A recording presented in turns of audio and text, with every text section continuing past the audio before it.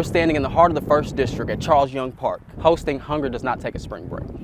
Hunger Does Not Take a Spring Break started about 2 years ago under Councilmember Fogel and myself when I was working in the office. We realized that during spring breaks, kids were hungry. Specifically in our district, we serve a very underserved and undervalued district where we know that kids needed food and had food insecurities. But this is something that we've realized the whole city has taken advantage of. We have 6 locations. We have Charles Young Center, Dunbar Center, Douglas Park, St. Martin Village Park, Green Acres Park, and Winburn Park, where the kids can come and have programming, and as you'll see in the gym, where they have access to community centers, access to the parks, or access to organization doing programming. They can get free food, free meals, hot meals, different meals every day, but also a snack bag to take home and get that snack bag refilled each day so that they can eat throughout the evening. We know when folks are in school throughout the year, they are counting on the breakfast and counting on the lunch from school. So that's honestly where this program came from. You know, those kids are counting on school lunches. We wanted to make sure we fill at least one void. The main goal is to make sure that our kids have something to eat during the spring break, because we know that hunger does not take a spring break, while also making sure that we're activating our parks, activating our community centers. You know, these parks over time have not been as activated as we like to see, but this initiative, we see that they are getting out there. We're seeing at least between about an average of 50 kids per location, and it is a great thing. I think, you know, this initiative is so important because, one, we know in our undervalued communities we need to bring the resources to their footstep, and that's exactly what we've done. We've looked at all over the 1st District.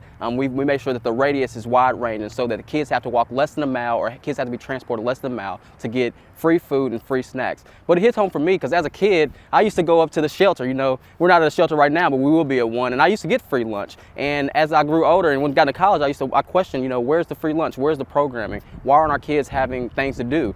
Poverty is a gateway to many things. For example, gun violence, or for the needs of lack of resources or criminal activity. We know now more than ever that we need to address that issue of poverty head on. So this initiative is one of them. We've seen that not only does it address the need for food insecurity, but it addresses the need of getting youth in the gym, getting youth off the street, maybe making better decisions. It's addressing the need for other nonprofits providing wraparound services, knowing that we've seen, the city's open to the whole city, that nonprofits and the different daycares are taking advantage of providing, getting these kids food and getting them snacks because they see that it's a great program. So we've seen all over the district that we have different centers and different kids coming out. And the main goal is just making sure kids get food, kids get fed, kids get snacked, and that kids are happy. So if it's coming from a nonprofit, it's coming from neighborhoods, no matter what, we are serving them. And so this initiative, the gateway of addressing the poverty and working together as one community, as one unit to address that. It takes dollars to get and donations to get the food to the snacks. So that's the first piece. And any folks that are willing, that are committed to making sure that the kids are fed, that would be very helpful. The second piece was communication. We're trying to find as many innovative ways and many different ways to reach the kids and reach the families so they can know that this resource is available. We've realized that is our biggest barrier, is the communication piece. They always say you can take horse to water, but you can't make it drink. Well, we have brought the water to the horse. Now we just got to figure out how to get them in the centers to take those resources. And then the last piece is just making sure our volunteer piece. So making sure that we can run these buildings, and our neighborhoods have stepped up. Our partners have stepped up and took the call. And if you want to volunteer, if you want to donate, if you want to be a partner to buy snacks, or if you just want to help spread the word, those would be the ways to help us, I would say, for the next year. And best believe, this is a spring break, but probably in the summer, you'll see something similar coming with this initiative. We want to see our kids smiling, and you will see very soon the smiles on the faces, the happiness they're having. And this shouldn't just be for 1 week, this should be year round.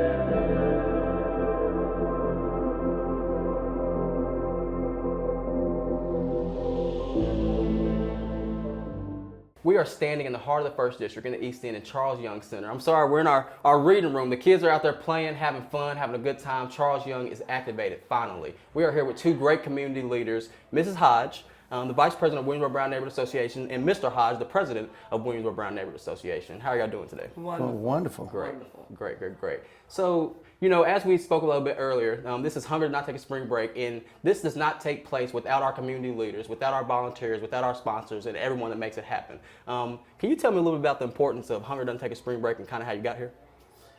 Well, we kind of got here because we knew there was a need in this area.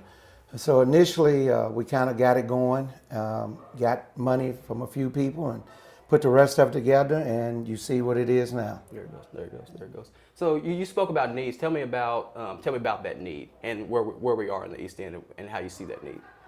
Well, we both grew up in the East End in the housing projects, and so we knew as children that there's always a need in the spring and in the summer and in the fall. Whenever you're away from school, there's a need for kids that are dealing with hunger. Mm-hmm. So we decided that it would be a good idea to activate Charles Young because it sits in the heart of where we grew up.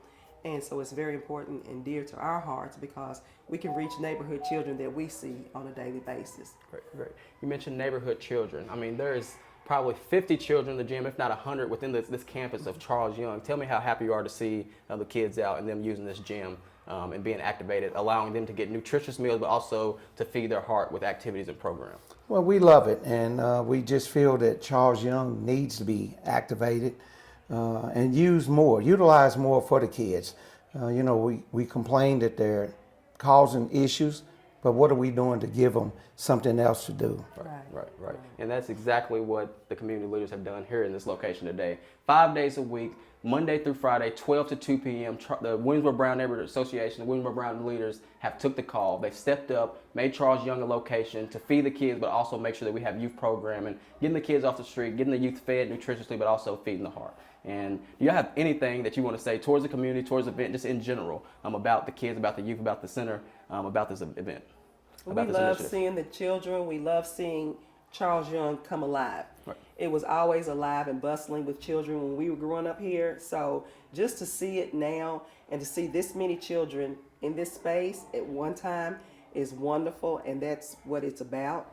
We as a community have to come together and make sure that we have a safe place for children to play, to read, just to enjoy the magic of being a child. Right. And so that's why it's very important and dear to us to have Charles Young open and active and readily available for these children. They're begging for help. They're begging for someone to pay attention. Right. And that's what this center should be used for. Mm-hmm. And that's what we're advocating for, and we won't stop until it's actually open and available on a daily basis. There it goes.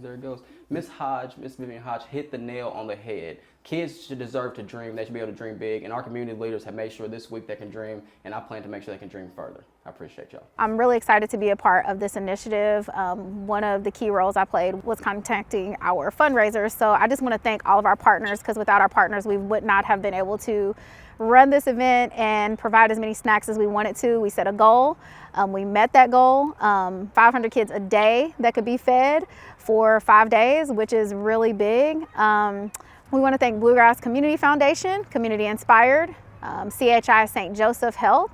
We want to thank Hallway Feeds, Traditional Bank, the Fatherhood Initiative with Lexington Leadership Foundation, Chef Lee, which I'm going to give a special shout out to because she's one of our entrepreneurs that we work with, and she's providing some great nachos. V's Catering, Visit Lex, and 859 Print for providing our flyers and helping us to get the word out. Most importantly, we would like to thank our neighborhood associations, because without them, the spaces wouldn't be open. They're there. They have been there every day serving food and helping to also organize the volunteers that have come out. And we want to give a special shout out to all of our volunteers. We put an ask out, and the call that we got back was overwhelming to where we couldn't even use all the volunteers that had reached out. So it was very impressive, and we love to see the teamwork and philanthropic hearts that are in Lexington.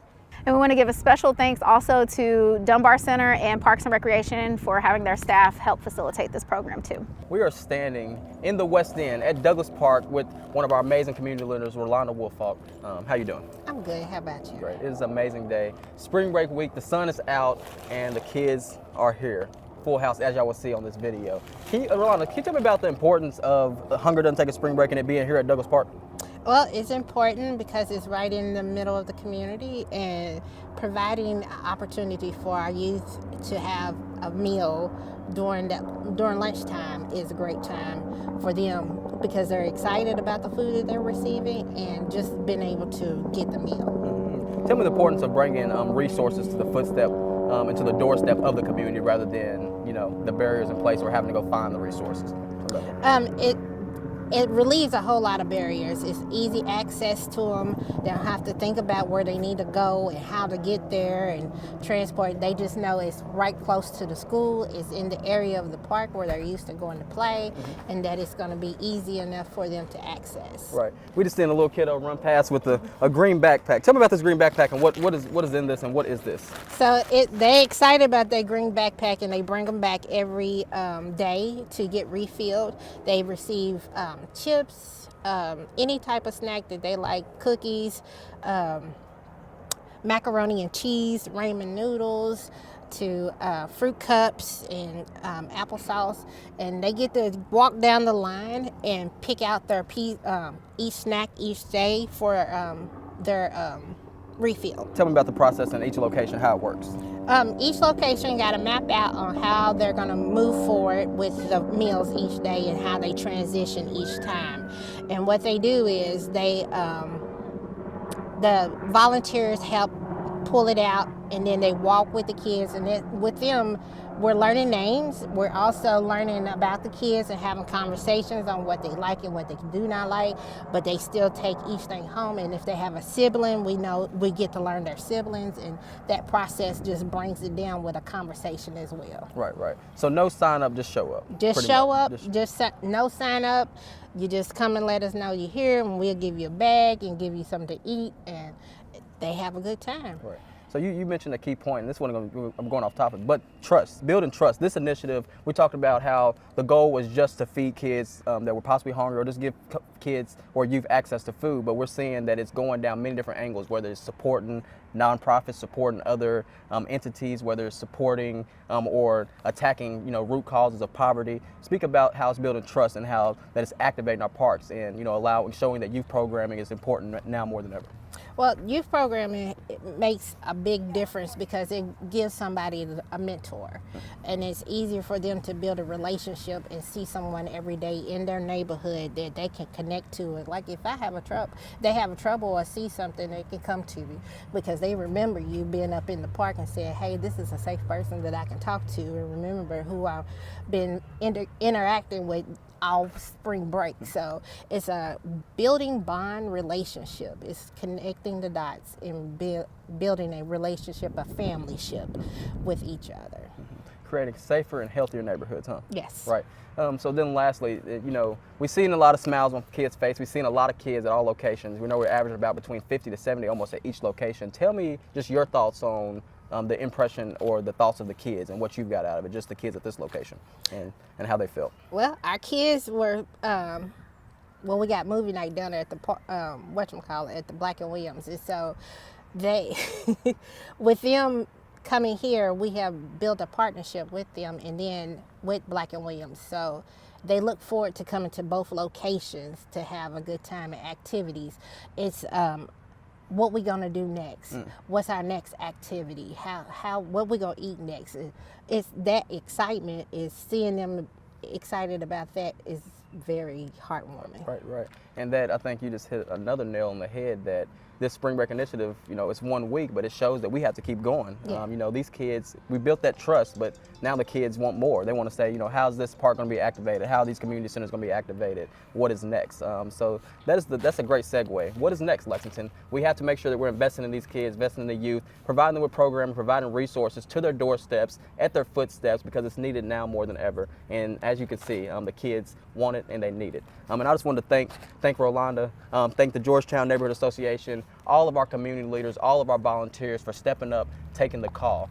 As you see the theme, 1, process. Show up, no sign up. Easy, walk through, get your meals, stay for programming or not. 2, the kids are happy. The kids are activated. The parks are activated. The community centers are activated. We are rolling. And then 3, and most importantly, it is here for you. So thank you so much. Thank you.